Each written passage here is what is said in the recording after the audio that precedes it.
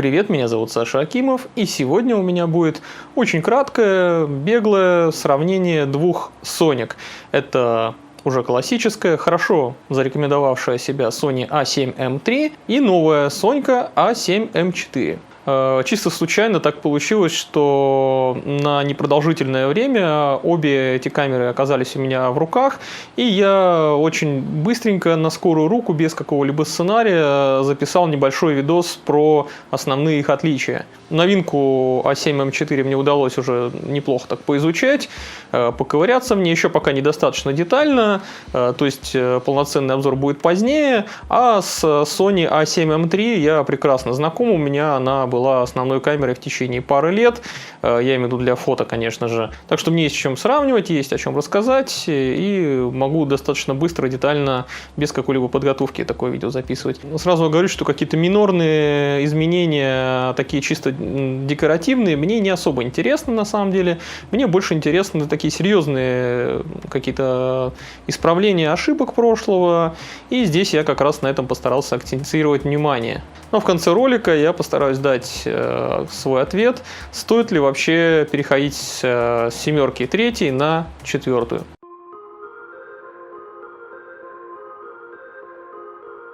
Во-первых, самое главное изменение, которое есть между этими двумя камерами, это более крутой хват у новой Соньки Mark IV. У нее хват, как видите, как минимум просто шире. Это и так визуально заметно. В эту сторону выше. То, что было, блядь, смешно у Марка III, когда ты его берешь в руки, он у тебя лежит просто приотвратительно. Вот здесь мизинец всегда проебывается. У тебя даже на микро 4/3 камеры, которые такие полупрофессиональные, у них хват зачастую лучше был, чем у этого полного кадра, потому что тут объективы ты все-таки покрупнее значительно вешаешь, и тебе прям супер неудобно. Мне приходилось, если вы помните мой старый обзор, нацеплять сюда дополнительную ручку хват. У новой Соньки же с хватом все в полном порядке, все пальцы у тебя лежат, и даже немного места остается. То есть это гораздо более эргономично, гораздо более круто. Также важно, если мы смотрим на эту сторону, увидеть, как изменилась крышечка закрывающаяся, потому что раньше здесь была вот такая вот убогая защелочка, ты ее нажимаешь, и у тебя сама это открывается. И частенько вот этот механизм, не самый, прям скажем, надежный, мог не совсем корректно работать, очень плохо как-то могла открываться с перебоями, прямо скажем, и закрываться тоже. Тем более, что она и защищена не особо хорошо у Mark III. У Mark IV же делает совершенно иначе. Здесь тоже, в общем-то, есть рычажок, но при этом потом ты крышечку вот так в эту сторону сдвигаешь. Защита здесь явно получше. Не сильно, конечно, лучше, там материалы все равно немного дерьмовенькие, но ощущается все-таки какой-то шажок вперед. Также здесь два слота под карточки памяти. Один под UHS 2 карту и под CF Express Type A.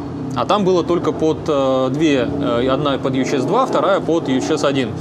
Убрали, наконец, здесь поддержку ебучего Memory Stick. Я не знаю, что за пидорасы и долбоебы использовали Memory Stick на вот этих камерах. Но, к счастью, они догадались, что таких пидоров нет, и убрали. Далее, на что обращаешь сразу же внимание, здесь появились дополнительные органы управления. Здесь достаточно и так много их. То есть не скажу, что здесь прям плохо как-то что-то было. Но нет предела совершенству. Здесь еще лучше все стало. Как минимум, кнопочка включения. Она сейчас тут такая утопленная, более няшно выглядит, прямо скажем, более аккуратно, что ли. Хотя тоже рычажок этот достаточно пластиковый. Кнопки сами по себе, не только сверху, но и снизу, сбоку, сзади, то есть все кнопочки, они стали у Марка IV гораздо более выпуклыми, то есть они стали больше выпирать, то есть тактильно лучше ощущаются. При этом они стали крупнее, чуть пошире.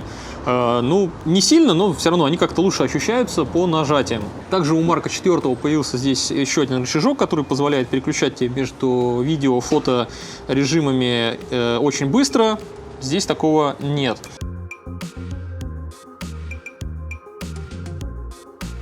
На вот этом барабанчике выбора режимов появилось 3 теперь кастомных варианта.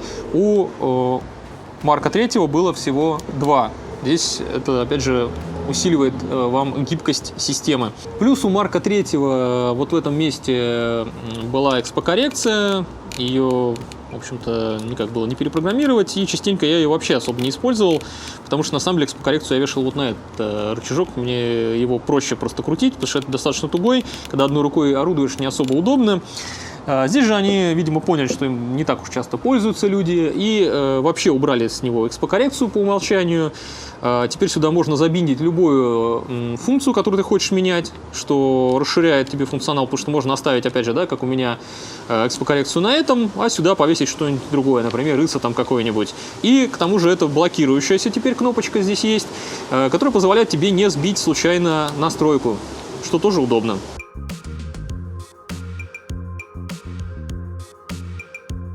Далее нам бросается в глаза то, что экранчик стал поворотным. Поворотным полностью во всех плоскостях. И, в принципе, по-человечески, как это и должно быть у нормальной камеры. Раньше люди сильно ссались делать поворотные экраны, потому что боялись, что они отломятся. Ну, я считаю, что это дурь полная. Ну, отломится, новый приделаешь. Это не какая-то дефицитная вещь. Вот. Здесь раньше гнулся только вертикально, вверх-вниз. То есть вверх на 90 градусов, вниз на 45 у тройки. У четверки же ты можешь, как это называется по-английски, fully articulated, да, значит, если я не ошибаюсь. Ну, короче, вертеть его можешь как угодно. Опять же, для видео это очень удобно. Не нужно тебе дополнительных экранов или пытаться соединиться по убогому приложению соневскому и визировать по смартфону, когда ты снимаешь видео. Здесь, наконец-то, это сделали как и должно быть, по-человечески, опять же, усилив универсальность этой камеры. То есть ты можешь ее теперь более часто использовать для видео без каких-то препонов. И на что я еще сетовал в обзоре когда-то старом на Sony A7 III свою, у нее очень по-дурацки как-то очень сильно пачкалась матрица. То есть она почти что всегда вот такая, ну вообще она всегда вот такая голенькая, когда ты снимаешь объектив, там постоянно прилипают какие-то пылины, грязь и прочее говно. Объективы ты неизбежно будешь менять, и как-то в вакууме, в стерильной обстановке это вряд ли получится делать на постоянной основе. С этим беда. У Марка 4 же с этим проблем нет, ну или гораздо меньше. Я не знаю, честно говоря, я длительное время эту камеру не использовал, не могу сказать, насколько она сильно пачкается в плане матрицы, но когда ты как минимум снимаешь объектив, у тебя есть возможность включить антидаст настройку, и у тебя просто закрывается шторками. Вот такую херню Panasonic изобрели еще там в 2013 году, если не ошибаюсь. В 2013 точно, да, уже была у них на GM1 как минимум такая функция.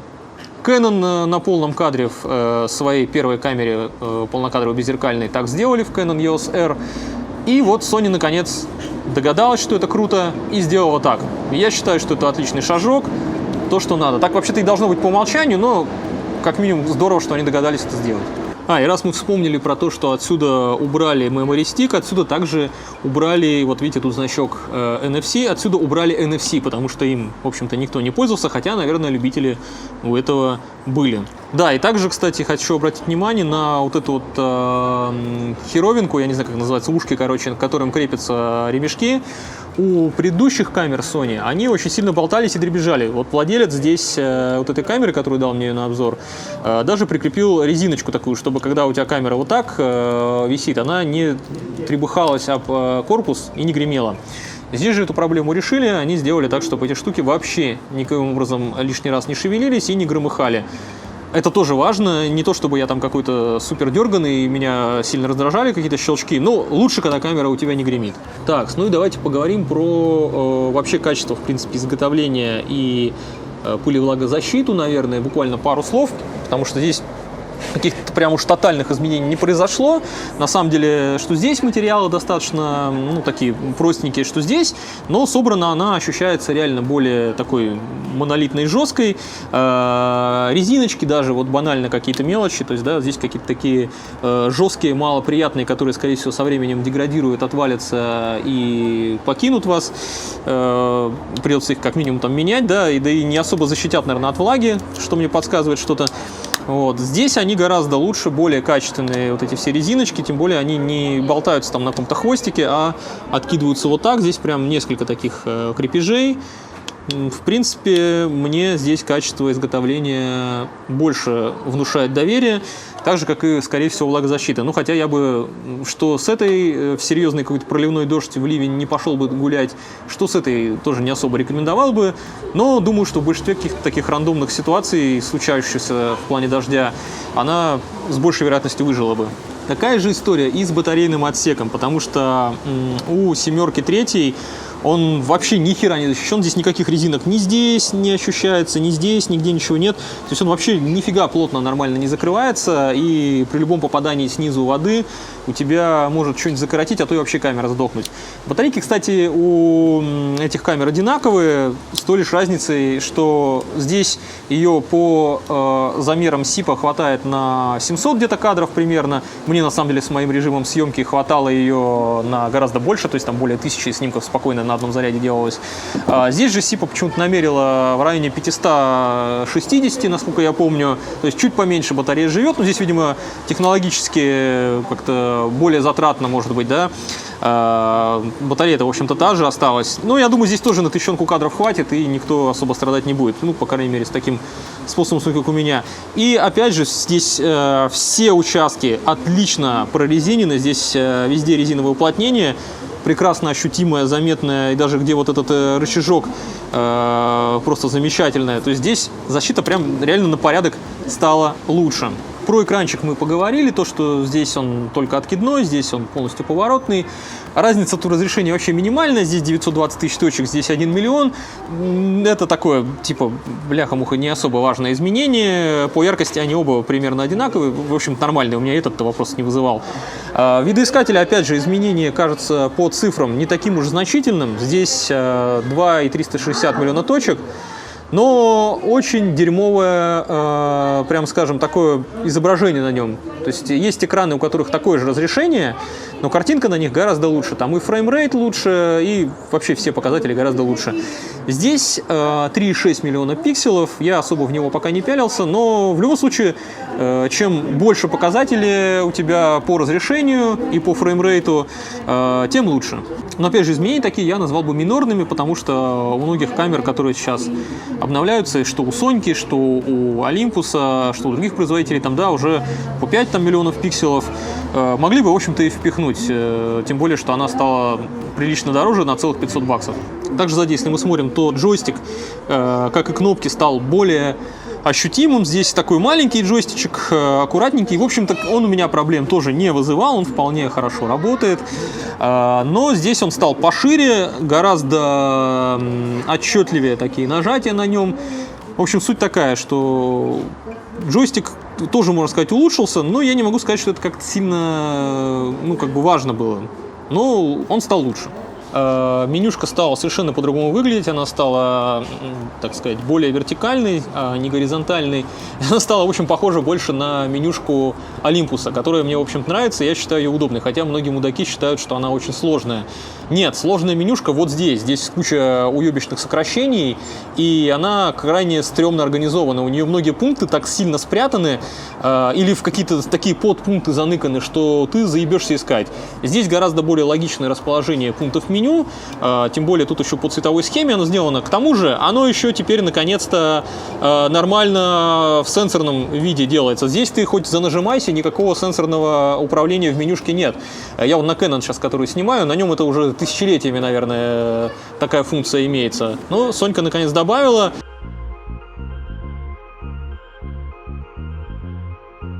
Я вот тут сейчас поговорил в основном про качество исполнения и про изменения какие-то в управлении, эргономике. Ну и также несколько слов я хотел бы сказать про серьезнейшие изменения, которые теперь у нас и при съемочном процессе появились. Для примера, точек фокусировки стало здесь больше, покрывают они большую площадь, и это прекрасно, отлично сказывается на фокусировке. Алгоритмы также прокачали. То есть раньше-то камера A7M III у меня вопросов особых не вызывала в качестве фокусировки, то есть там редко очень бывали какие-то промахи, она прекрасно фокусируется. Эта же камера фокусируется вообще просто фантастически, то есть фокус стал действительно еще лучше. Фокус работает замечательно во всех режимах, следящих и в сингл-шотах. И по тачу теперь появился нормальный следящий фокус. Он и до этого, в общем-то, был такой корявенький. Но сейчас вот если ты тач управлением воспользуешься, то есть ткнешь в экран, и он будет прекрасно следить. Раньше это было немножко хромое такое. Также прокачали слежение за объектами, то есть и за людьми, и за животными, и за прочей вот этой фигней. К тому же все эти типы слежения, они доступны теперь еще и в видео. Раньше этого не было. И видеорежим, кстати говоря, тоже стал гораздо удобнее. Очень много серьезных в нем изменений появилось. Как минимум убрали лимит на запись видео. Ну, то есть, в принципе, пока камера не перегреется, ты можешь писать. Я не думаю, что там какие-то режимы, которые у нее сейчас есть, могут вызвать ее там серьезный какой-то перегрев. Ну и вообще, в принципе, стал удобнее интерфейс для управления именно при видеосъемке. Плюс экран поворотный, как я уже показал. Стало больше мегапикселов. Я вообще не мегапиксел-дрочер, но в данном случае это действительно удобно. То есть раньше было 24 мегапикселя, сейчас 33. И это позволяет действительно более смело кропать картинку в некоторых ситуациях. То есть это такая вот золотая середина количества мегапикселов, которое я считаю, в принципе, адекватным. То есть 24, 33, вот это вот та зона, в которой сейчас на полном кадре можно комфортно себя чувствовать практически во всех жанрах. Большее количество мегапикселов — это уже специфическая какая-то тема. Меньше — это тоже, опять же, в основном тебе нужно на какой-нибудь A7S, которая под видео в большей степени заточена. Тут же все-таки вещь гибридная. И, кстати, то, что мегапикселов стало больше, также положительно сказалось на том, что можно использовать теперь и разные прикольные APS-C стекла, которых, в общем-то, сейчас немало. Да и, в принципе, APS-C режим на камере теперь более применим, если тебе просто надо кропнуть, например, в 1,5 раза при съемке, чтобы приблизить банально, да, цифровой зум. Потому что раньше на A7M3 там было всего лишь 10 мегапикселов при APS-C режиме, а сейчас целых 15 мегапикселов — это очень даже приемлемо. Но у увеличения количества мегапикселов есть также и обратная сторона, конечно же, потому что плотность их становится выше, какие бы крутые там технологии не применялись, пока что все-таки тут особо физику не обманешь.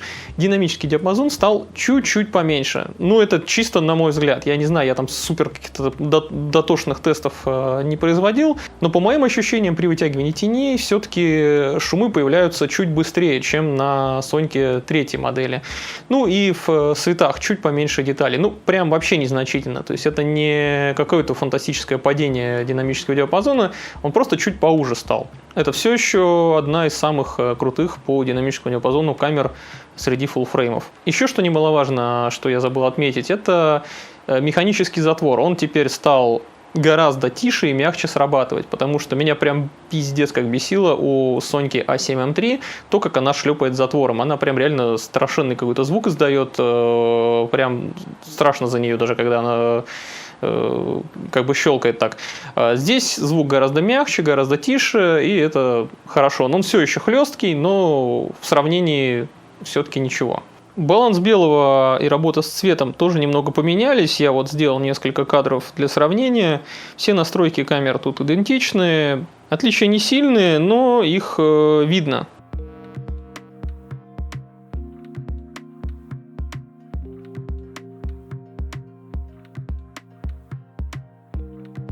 Мне пока что рано судить, лучше стал цвет или хуже, пока слишком мало материалов у меня на новой камере. Я еще A7M4 пока что детально достаточно не тестировал. Когда появится уже полноценный обзор, там я, наверное, скажу свое веское слово по поводу цвета, хуже он или лучше все-таки, потому что пока что действительно мне не очень понятно. Ну и по итогу, что я могу сказать про основной вопрос этого видео, стоит ли переходить с 7-3 на 4.